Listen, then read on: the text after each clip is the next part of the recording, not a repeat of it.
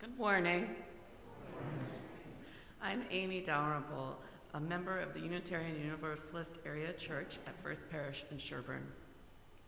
Welcome to this loving community. Come in bringing all of who you are. We gather and worship, our hearts alive with hope that here we will be truly seen. May we root ourselves in the values of this faith, acceptance and encouragement, compassion and transcendence, justice and transformation. We strive not for perfection, but for authenticity and connection. We come here to learn about being in relationship together, to listen, to forgive, to be vulnerable, to create trust, and have compassion for one another. We are gathered here to walk each other home. Be here in this moment, let go, breathe.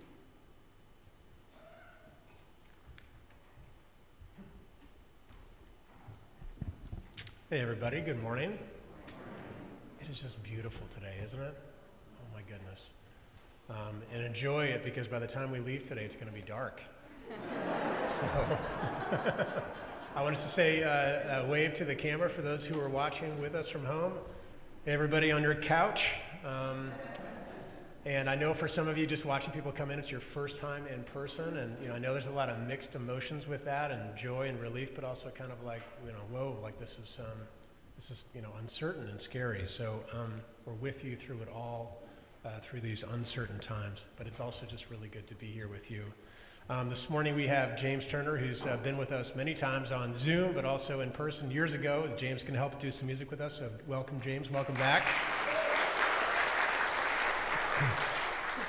A couple things. So I know we're still humming during the hymns, and so next Sunday we're going to do a hymn sing outside, and I know the weather's going to cooperate because it's been sunny every single Sunday since we've been back. Right, Sarah? So we're going to sing outside right after worship. Fellowship for the time being is in the sanctuary. You're just welcome to hang out and stay in here after the service. And then as usual, so the prayer cards, if you want to write a card, they're right over to my left. But if you're at home and or you just forget to write a card, you can always email prayers, the email address, and that goes to myself, Reverend Heather, and Jason, our intern. And we get those before the service and we put them into our worship. And as usual, during this time and during all times, we ask, because, like, when we greet one another, how do we do that? Are you open for hugs? Do we just handshake? Do we fist bump? It's always good to ask for consent. COVID aside, it's a really important practice. So that's all I have for us today. Dara, thank you. By the way, Dara's running tech. That was the voice of God you heard up in the choir loft. Today, for those who are at home, or for those of you that just want to be online coffee hour, you can just flip on your phone. You can join the Zoom link. The Zoom link was in the email this morning. So we're going to do a Zoom link for that, and that begins at noon, right, Dara? Yes, it does. Okay. Friends, greet one another. Good morning.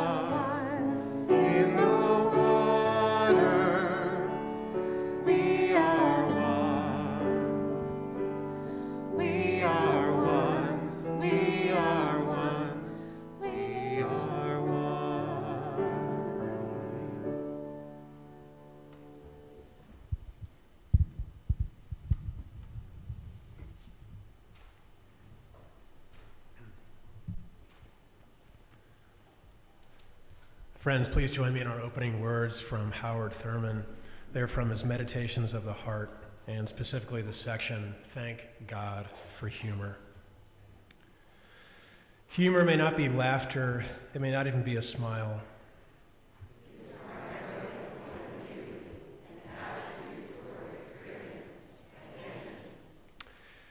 It requires a certain quality of objectivity, the inspired ability to step aside and see oneself go by.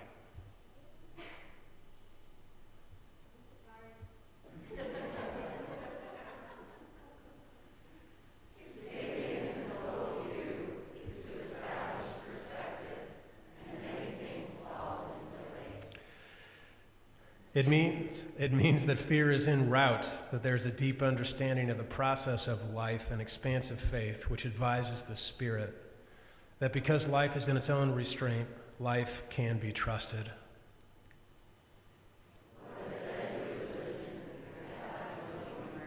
Let us say together, thank God for humor and for grace up in the text station. Let us rise and by your spirit. We're going to hum along to one of our We all love I love this piece by Rumi, Come, Come, Whoever You Are. It comes and reaches out and here and to all of you at home and to all of those driving by.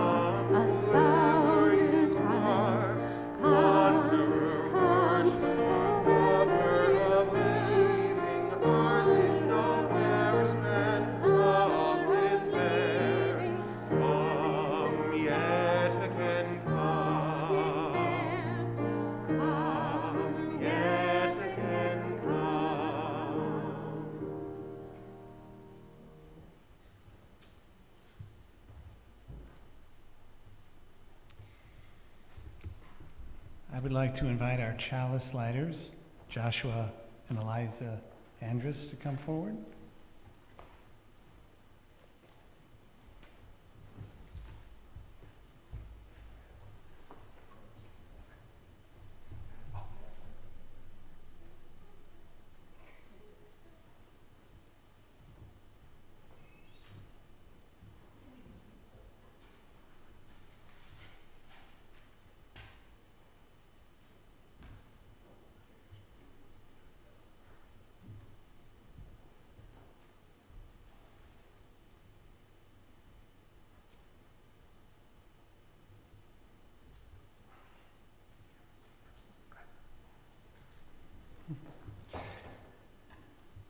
Thank you. Please join now in saying our covenant. Love is the spirit of this church, and service its law. This is our great covenant, to dwell together in peace, to seek truth and love, and to help one another.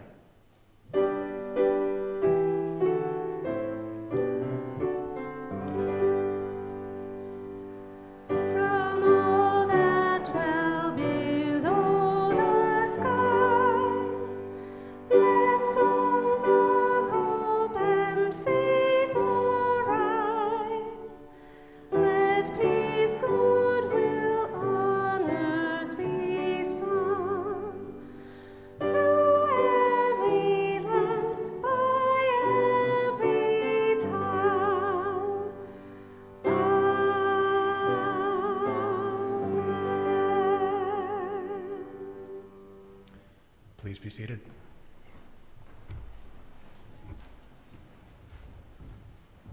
Good morning, everybody.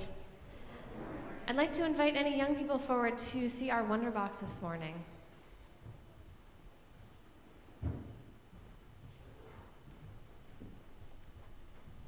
Come on up. Good morning.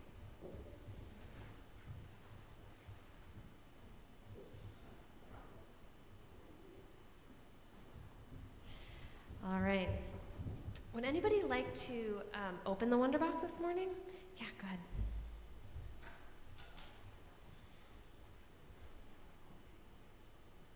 Would you pull them out? What are they? Pots, yeah. And there's two of them. This one looks like it's in pretty good shape. Do you notice anything about this one? That one has cracks, you're right. So I'm going to put these here, and I have a story. I just also want to show you all something that's not related at all to the Wonder Box, but I did just notice that somebody put two little googly eyes inside the Wonder Box. And I think I know who did it. All right, so we've got two pots, one of which has cracks and one of which has no cracks. And I have a story for you this morning about a cracked pot.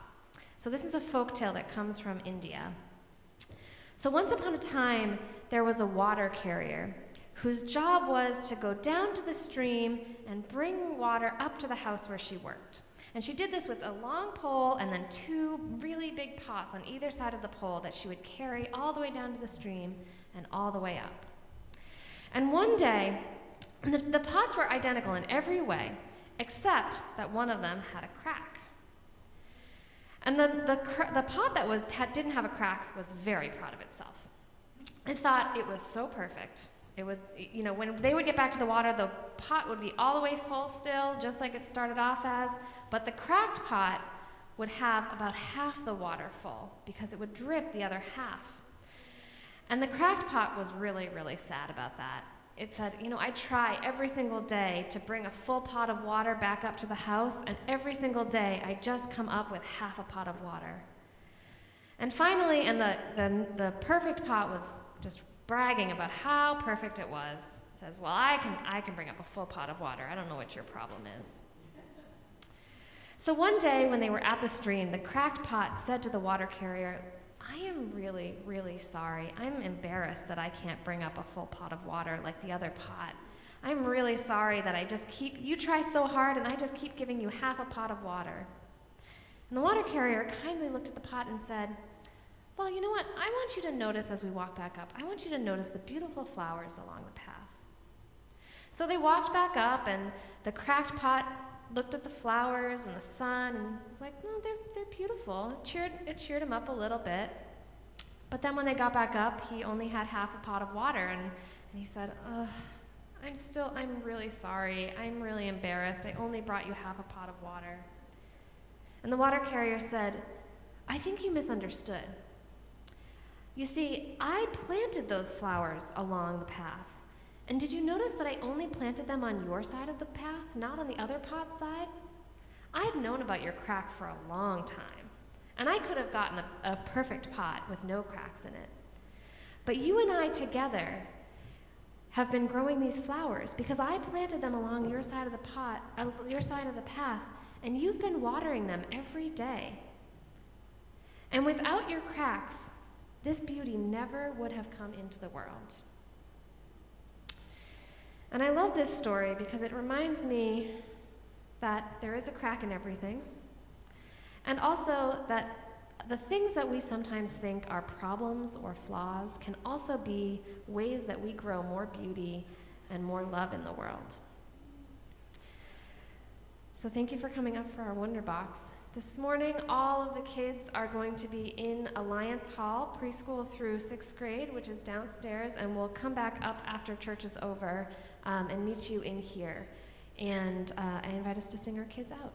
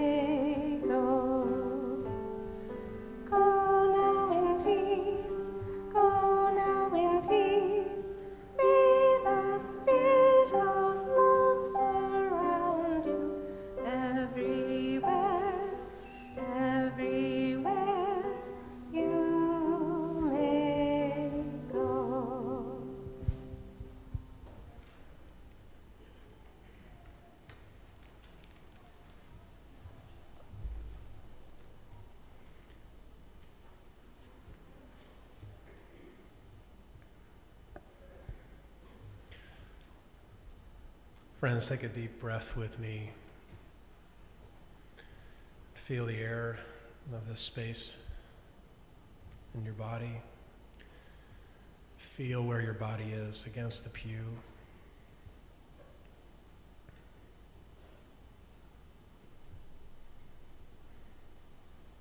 Listen to the stillness.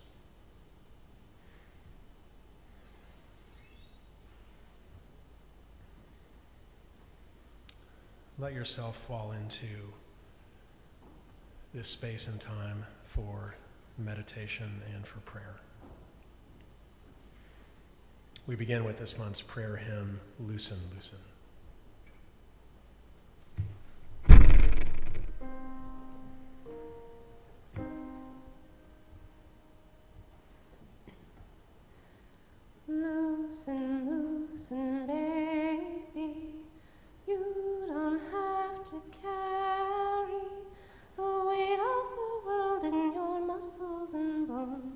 let go, let go, let go. Loosen, loosen, baby. You don't have to carry the weight of the world in your muscles and bones. Let go, let go, let go. Holy breath and holy name, will you ease this pain? Holy breath and holy name, will you ease this pain? Holy breath and You don't have to carry the weight of the world in your muscles and bones. will you ease Let go, this let go. pain? Loosen, Holy loosen, breath baby. and You don't have holy to name, carry the weight of the world in your will muscles and bones. will you Let go, ease let go, this let pain? go.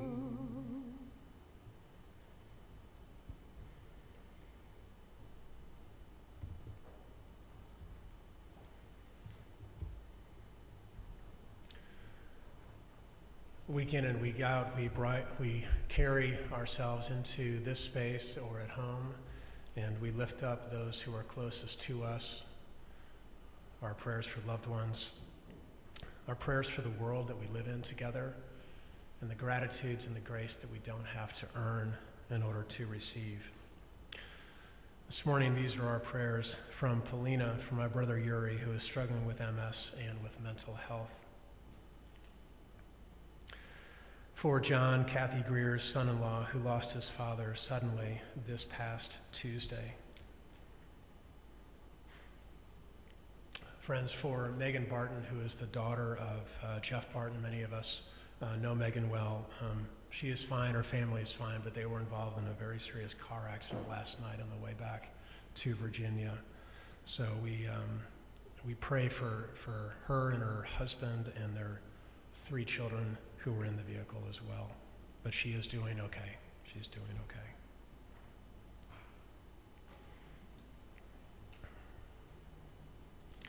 For all of these prayers for loved ones and for those that rest between the words, we light a candle.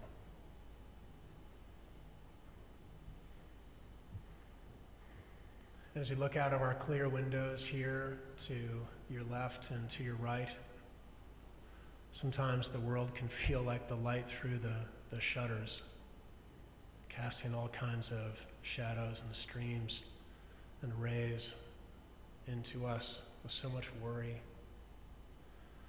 and so much wonder too. These prayers for the world, for the youth to sustain their power and strength in the fight for climate justice. From Phil Bussinger, for all of us impacted by racism in our communities, particularly this week. This is my words, not Phil's, in Holliston, where I know we live, and in the schools there.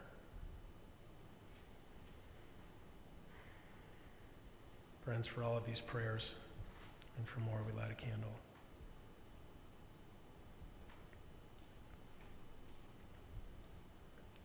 And for gratitude. How often do you forget to thank your life and the world and just the moment? I do. So we give thanks, Stephanie Lemaine, for Jess, Susan, Janet, and Trish for being the friends of a lifetime. She says, I could not have done this without you. And another thanksgiving for the scientists who developed a vaccine for our children, which just was approved this week. For these and for all of the things, for a day like today, for autumn mornings, we give thanks and we light a candle.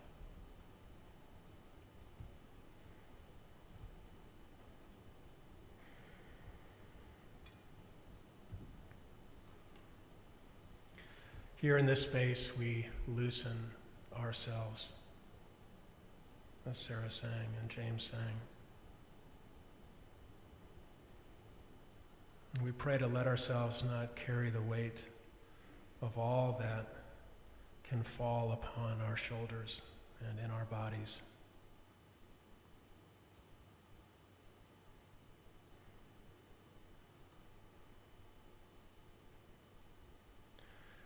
We invite the sunlight and the love light and the grace light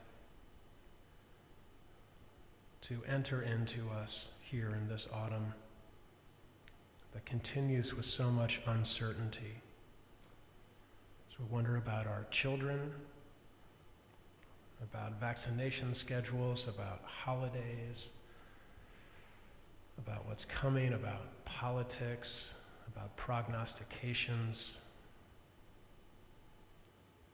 So much can fall on our shoulders.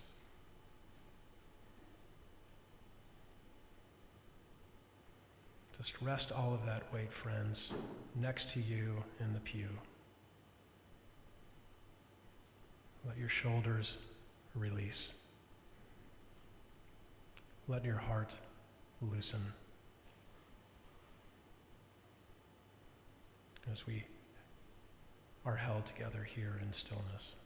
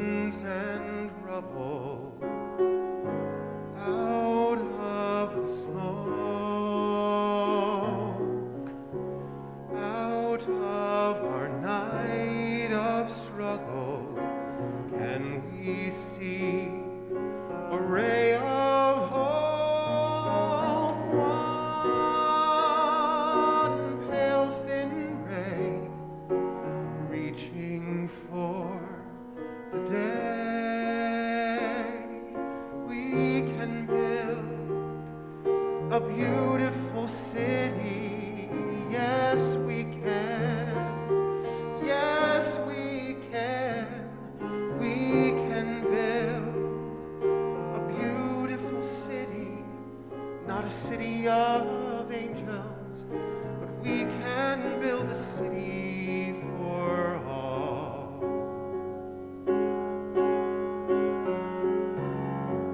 We may not reach the ending, but we can start slowly but truly mending, brick by brick and heart by heart. Now, maybe now, we start learning how we can build a beautiful city. Yes, we can. Yes, we can.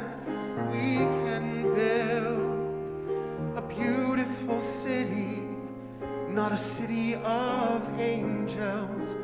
We can build a city for all. When your trust is all but shattered, when your faith is all but killed, we can give up bitter and battered. or we can slowly start to build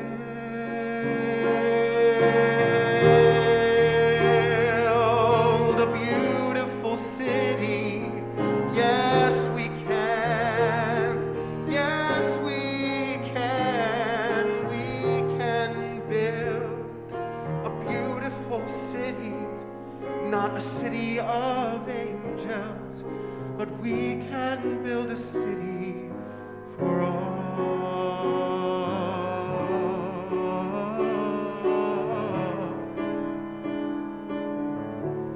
A city for all.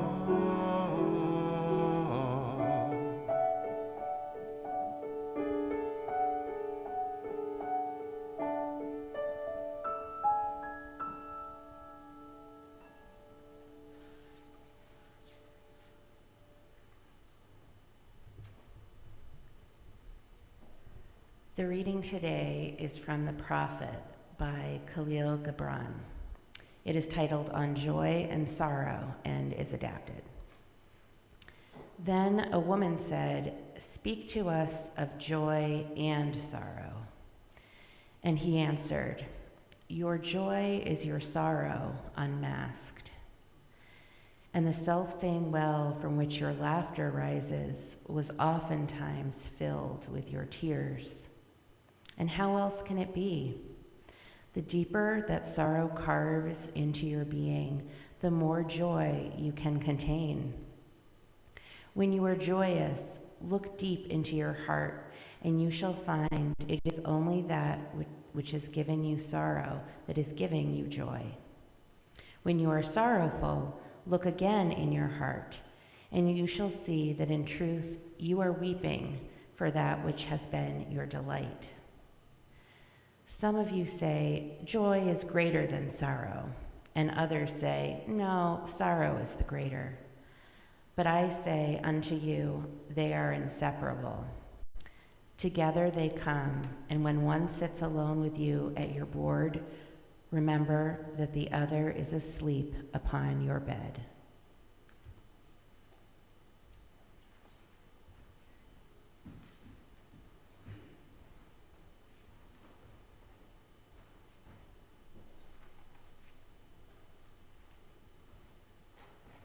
Our offering recipient this week is Playworks, and they are an organization that helps schools with recess. They focus on recess. There's so much research and continuing to emerge about the importance of play for the developing mind, and certainly I feel like in this time it's true for everyone, right? We can feel it in this room when the air gets let out a little bit.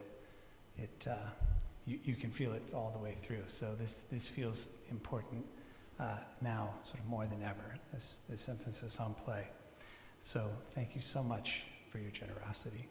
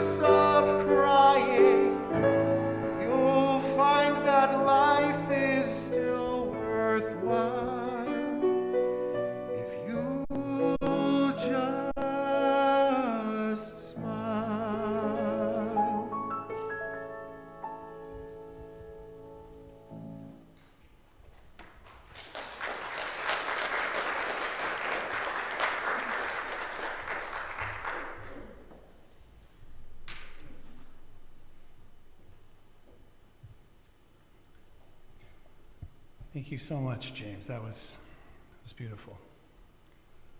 It's Reverend Nathan and I were speaking earlier, and I know many of the folks at home know this already, but the acoustics in here are really something, right?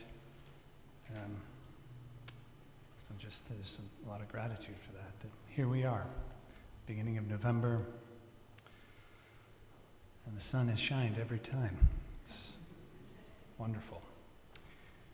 So, this month's theme is loss. And when I was preparing for this service, this first service of a new theme, I felt some ambivalence. And I felt this for a few reasons. But one reason is that I knew that I was the one in the worship associate meeting when we were planning these monthly meetings who really put a stake in the ground for loss. I can still hear myself saying, there's just been so much loss over this past year and a half.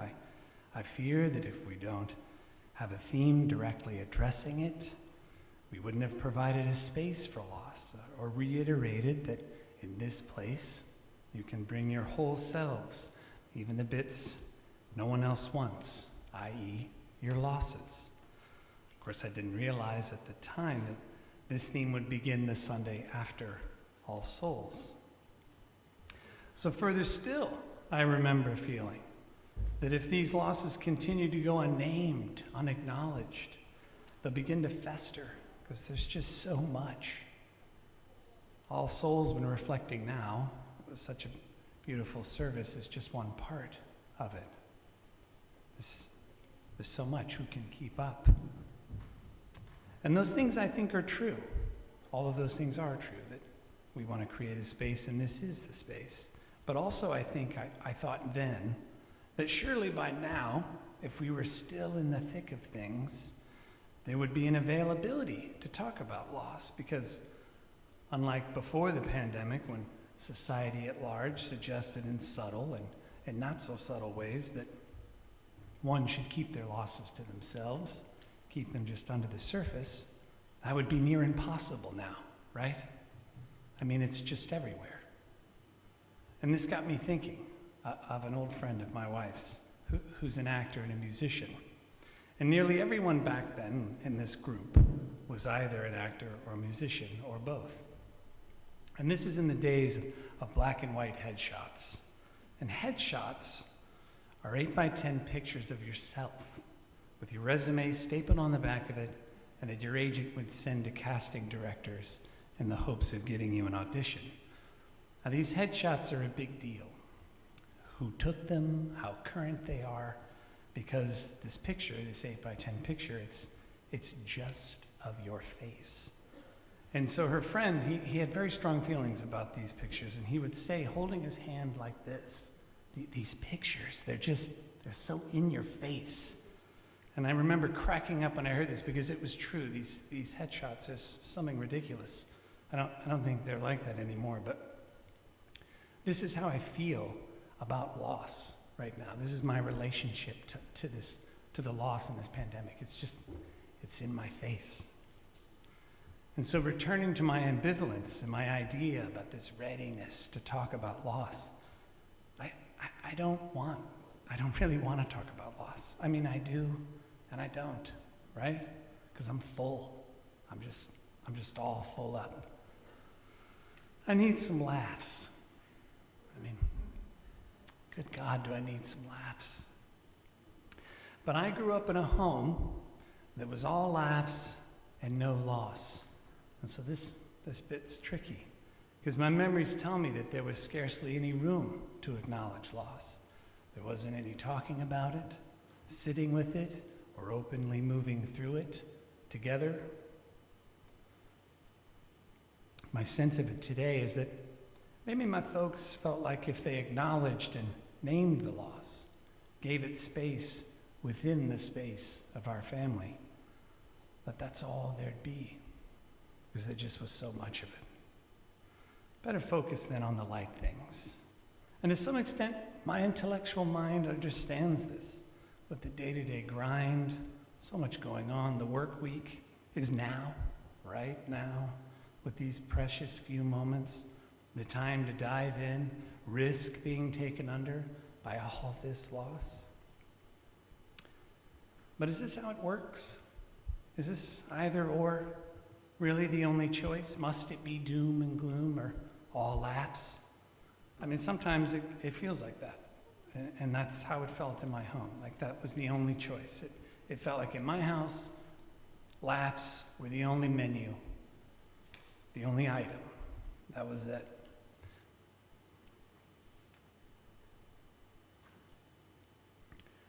Bearing this in mind, when I was applying to seminary, BU's application asked that you write 2 essays, one of which had to be about a book or a movie that had a great impact on you.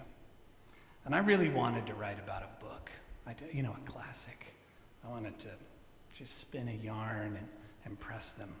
But I couldn't do that because I came to reading late. I was a very poor student as a kid, and while I read plays, I didn't read a book of fiction cover to cover until my 3rd year of college.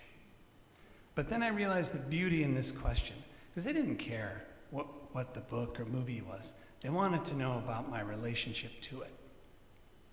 And alas, books were not the preferred method of escape in my childhood home. Movies were. So despite my best efforts to rewrite my cultural history, the fact remains that I was raised on sarcasm and fart jokes. So I wrote about Caddyshack. For those of you whose movie taste is not of the screwball variety, Caddyshack has all the trappings of 1980s male infantile humor. In my house, it was a hit. But joking aside, what I wrote about was how this lowest common denominator comedy was used by the family system as a life raft across the choppy waters of discontent, upset, and loss. No matter the relational fissures, Caddyshack was a panacea of sorts, smoothing the surface and relieving us from the pain, if only temporarily. And that's a great power. That's a great power indeed, that which can eradicate, because that's how it felt. I learned that it only takes a few well-placed jokes or the push of a play button to receive a fast pass to the homeostasis that was an agreed upon joy, no matter how unconscious or tenuous it may have been. So turning to the reading then, the author tells us that your joy is your sorrow unmasked. And further still, the deeper that sorrow carves into your being, the more joy you can contain. I just want to say that again. The deeper that sorrow carves into your being, the more joy you can contain. That is, for someone like me, a bold, troublesome, and inviting proposition. One, quite frankly, that I need to be true. I need this to be true. But how can it be true? Doesn't this edge us perilously close to the precipice that is some kind of hindsight justifying of pain? Do I today feel more joy as a result of a home filled with a kind of panicked, joyless laughter? Is that even the right question? Is that even what the author is saying? No, I don't think it is, but this is the natural place one goes to during pain. The why. When looking back at my childhood home, the respite via humor was thin and fleeting because it was an escape. Because humor can provide both an escape hatch or a map through. And they're not the same thing. And so this is the rub, it would seem. Do we know the why and how of the humor we dispense and seek refuge in? Maybe in the before time, as I've heard the pre-pandemic days referred to, it was somehow easier to discern this question of how and why. But my hunch is that that's not the case. This pandemic, in a lot of ways, I think has forced us to look at what was already there. It's just in those days it was in an amount that we could avoid, a smaller amount. But now, today, the portion size that is the pandemic is huge. And I feel like I'm stuck. I'm stuck between crying and laughing. I know I need to do both, but sometimes the order, it feels wonky. Maybe I should be doing one instead of the other, which leads to the fear that I'll only really do one. This pandemic time, it feels like a kind of emotional hamster wheel. Like those carnival rides that keep you pressed to the side as it spins faster and faster. I can't seem to get off. So if I allow myself to feel the loss, it does start to feel all-encompassing. Just as when I forget about it, I play and I laugh. I can forget about it for a moment. And so again, I understand why it would feel better to just stay on the wheel of laughs. Why wade in and try to tread the waters of loss and upset? But I think we should, because it's my understanding that if you want to go up, you first have to go down. So for Carl Jung, water represents the unconscious. And without getting too heavily into Jungian psychology and perhaps risking being rather reductive, if one wants to live a more whole and realized life, they must plunge the depths of their unconscious in order to elevate their consciousness. They must go down in order to go up. Is this not what the reading is telling us?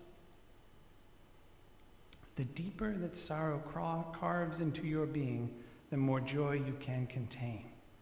So to answer my question from before, do I feel more joy today as a result of my childhood experiences? No.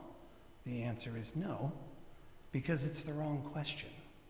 Born out of a knee-jerk reaction to the author's provocative declaration. The author instructs that one can contain more joy, not that they will. It's not a guarantee. Here the author reminds us of our agency by telling us it matters how we tend to our sorrow. It matters then how we use humor for the tending. Sorrow painfully mines its way down into the depths of our interiority, and laughter brings us up for air. And this air that fills the newly carved hole, it's salve for the wound. James Finley, the Christian contemplative, asked the question, can we be safe and vulnerable at the same time? I understand this question to be the invitation that loss brings. And an authentic laughter, bubbled up out of the depths of our sorrow, answers that question with a yes. That yes, this is the place where safety and vulnerability meet. The veritable, the genuine humor sanctifies our sorrow. They realize one another, and the sound is laughter. Humor and the ensuing laughter, that's one way that we name our sorrows. But sometimes there is a time, and sometimes a long time, before we can see that laughter, before we can feel it move our ribs. The body heaves in a different way when it sobs than when it howls with laughter, I think. And we can't rush that. And so it's okay to press the pause button and say that right now I'm not ready. I'm not ready for jokes. It's too soon. But the difference, though, is in the claiming and naming for ourselves, and then eventually for those that we hold dear. That while now may be too soon, we will eventually come up for air. The Trappist monk Thomas Merton, when speaking about life in the monastery, said that this is as serious as death. And if you don't have a sense of humor, you're not going to make it.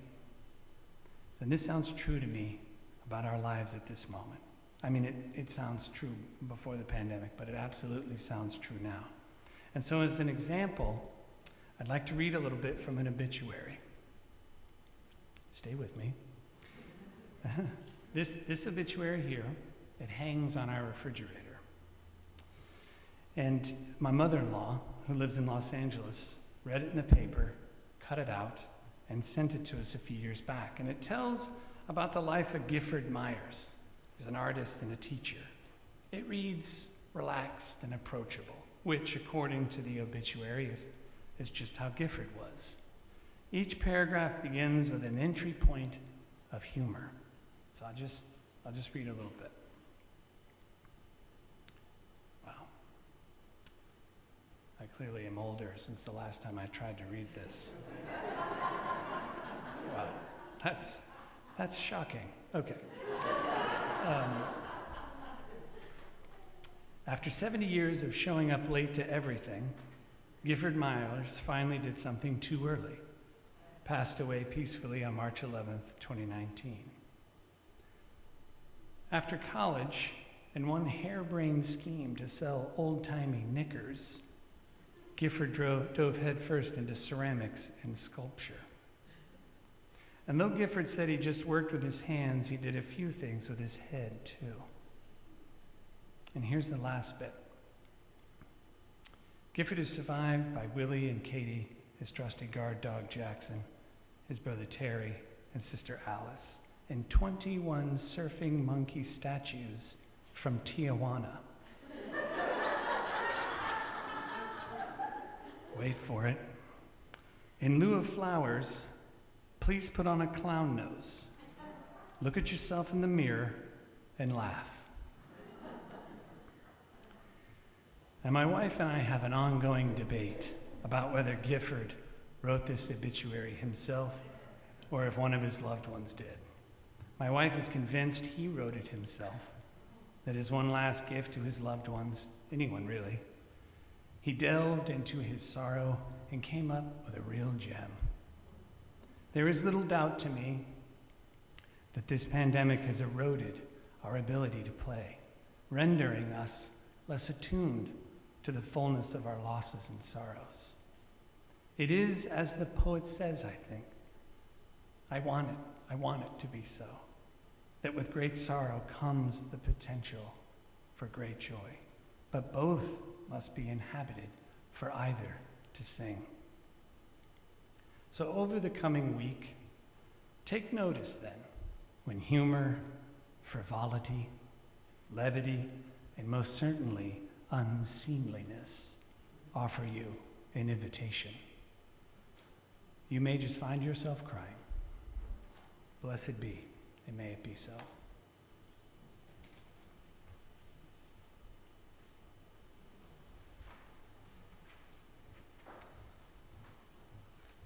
Please join in our final hymn, number 112, Do You Hear?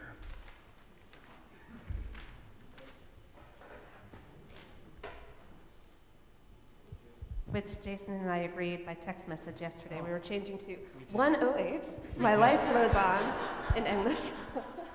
That's true. We did do that. Please rise in body or in spirit and hum along.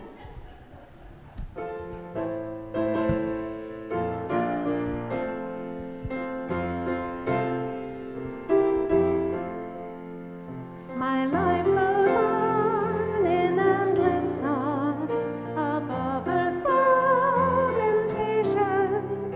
I hear the real, though far off hymn that hails a new creation. Through all the toil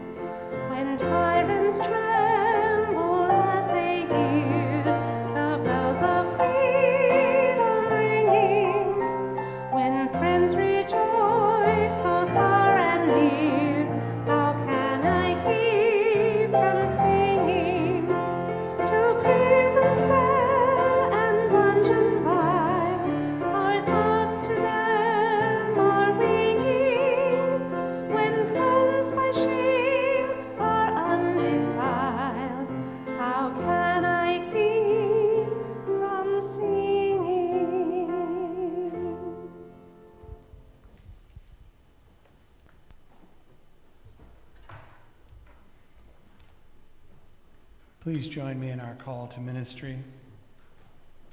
We go forth into the world in peace to act with works of love, to affirm each person's dignity, and to cherish the living earth.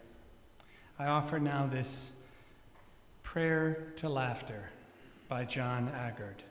O laughter, giver of relaxed mouths, you who rule our belly with tickles, you who come when not called, you who can embarrass us at times, send us stitches in our sides, shake us till the water reaches our eyes, buckle out knees till we cannot stand. We whose faces are grim and shattered, we whose hearts are no longer hardy, O laughter, we beg you, crack us up, crack us up. As you go about your week, please think of us here in this community and return again as you are. Amen.